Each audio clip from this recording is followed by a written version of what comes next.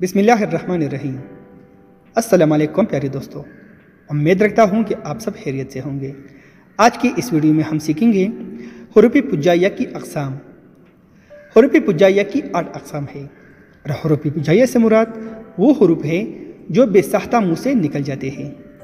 تو چلو آؤ، سب سے پہلے ہم ان کی تعریف سیکھیں گے اور ساتھ میں مثالیں بھی۔ ایک نمبر پر میرے ساتھ ہے حروف ندا۔ حروف ندا وہ حروف ہے جن سے پکارا جائے، جس کو پکارے اسے منادی کہتے ہیں۔ آئیے مثالوں سے سمجھتے ہیں۔ اے خدا ہماری حالت پر رحم کر، اے بھائی نیکی کر دریا میں ڈال۔ ارے یہ کیا کہتے ہوں، آجی ذرا ادھر آئیے۔ ان مثالوں میں اے، ارے، آجی ایسی حروف ہے جو پکارنے کے لیے استعمال ہوئے ہیں۔ پکارنے کو ندا کہا جاتا ہے، اس لیے ایسے حروف حروف ندا کہلاتے ہیں۔ 2 نمبر پر ہے حروف اجاب۔ حروف اجاب وہ حروف ہے جو جواب میں بولی جائے۔ مثال کے طور پر جب کسی قریب کے شخص کو بلایا جاتا ہے تو وہ جواب میں ہاں یا جی کہتا ہے۔ کسی دور کے آدمی کو پکارے تو وہ جواب میں جی ہاں کہتا ہے۔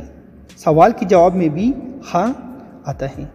سننے والا بولنے والی بات کی تائید یا تصدیق کے لیے درست، ٹھیک، بجا، واقعی الفاظ میں سے کوئی ایک لفظ کہتا ہے۔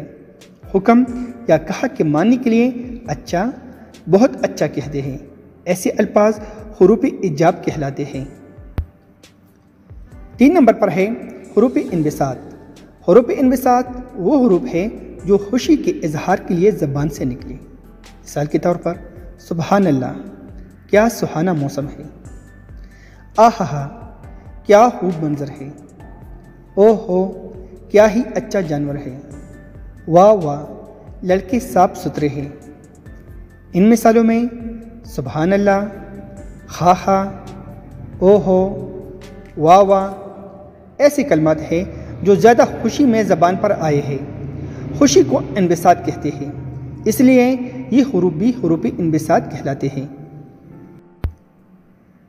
4 نمبر پر ہے حروف تعجب۔ حروف تعجب وہ حروف ہے جو حیرانگی کے موقع پر بولے جائے۔ مثال کے طور پر اللہ اللہ، کیا چاندنی ہے۔ اوف ہو، اتنا لمبا خط لکھا ہے۔ اللہ اکبر، کیسا ہی اچھا زمانہ تھا۔ او ہو، آج مدت کے بعد دیکھا۔ ان مثالوں میں اللہ اللہ، اوف ہو، اللہ اکبر، او ہو تعجب اور حیرانگی کے موقع پر بولے گئے ہیں، اس لیے ایسی کلمات کو تعجب کے کلمات کہتے ہیں۔ تعجب کے معنی حیران ہونا کے ہیں۔ 5 نمبر پر ہے حروف تعصب و ندبہ۔ حروف تعصب و ندبہ وہ حروف ہے جو مصیبت، رنج اور افسوس کے موقع پر بولے جائے۔ مثال کے طور پر ہائے میری مجید، تو کدھر ہے، افسوس کہ پھر آنا نصیب نہ ہوگا۔ ان مثالوں میں ہائے افسوس، ہائے ہائے ایسی حروف ہے جو رنج اور دکھ کے موقع پر بولے گئے ہیں۔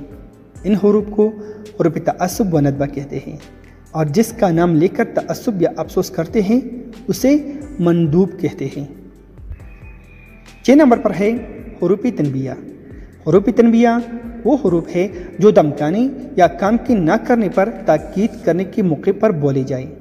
مثال کے طور پر ہے صدیق، کیا ہو گیا، خبردار وہاں نہ جانا، کیا کرنے لگے ہو۔